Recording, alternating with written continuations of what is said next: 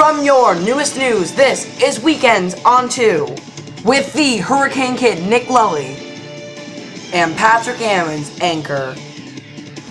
Broadcasting from the Jacksonville studios, Weekends on 2 starts right now.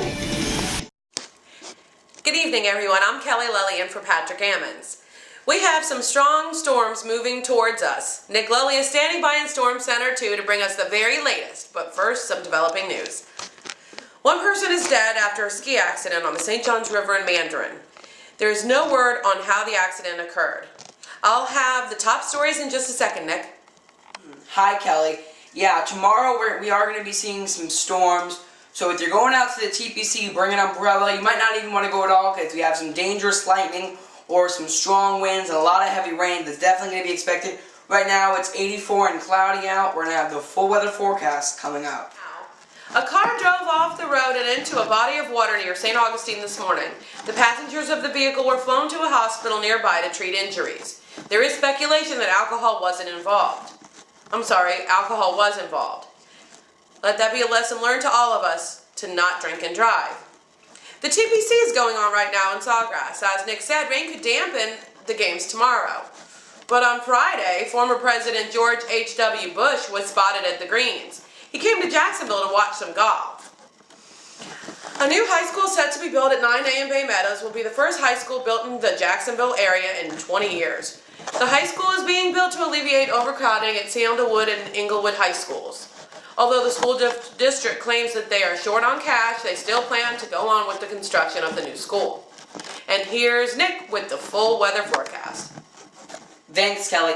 Now, as I promised, the rain is on the way. Checking out our national map, Kansas City, you right now are at 56 degrees. Heavy rain, folks. That's where the storms are definitely at right now across the country. St. Louis, Missouri, Cincinnati, Cincy are 65 with more clouds. Now let's go back to flying to Jacksonville.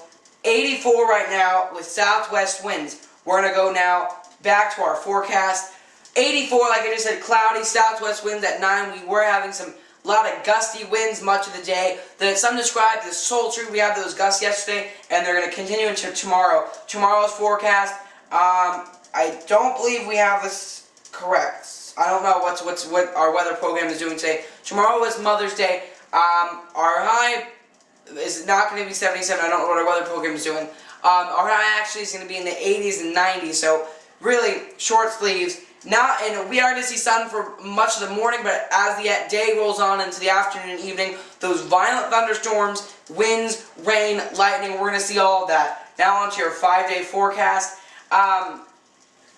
Yes, the rest of the forecast is true. I don't know what happened with the 77, folks, but Monday, Tuesday, Wednesday, that's after the cold front comes through. That's what's causing these violent storms is the cold front. After the cold front comes through, we are going to see a little cool down, but look back when we get on Thursday. 93, back up into the 90s, which is record high temperatures. The lows are soaring back up to the 60s, 50s for much of the week, but as we get into Thursday, there's definitely going to be a warm-up.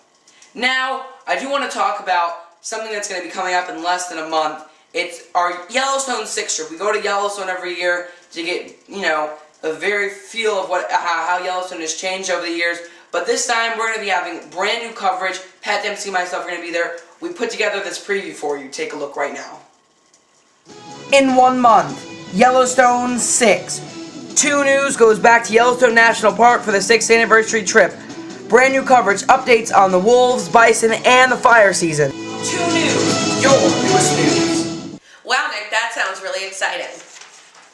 Yeah, Kelly, we are actually going to be doing a lot there. We're going to have brand new coverage. As it said in the preview, we're going to be covering the wildfires. We're going to be covering the bison slaughter. I don't know if you heard, but I think it's terrible. It's tragic. And also that the wolves have just been lifted from the endangered species list, and now they're able to actually be hunted outside park limits. So, very, very... It doesn't seem right when they just brought them back and reintroduced them to the park just a few years ago. Right, and that's what a lot of the pro-wolf groups are trying to say, that they are just now getting back on their feet and that... acclimated to the area. Yeah, and that they actually need the protection for a few more years, or 7 more years, before it should even be considered, and the federal government actually now has been sued but the state of Wyoming has been sued by some of these groups to have the wolves placed back on the list. Well, that's it for your edition of Weekends on 2 this Saturday evening. Tomorrow is Mother's Day. I'm Nick Lully.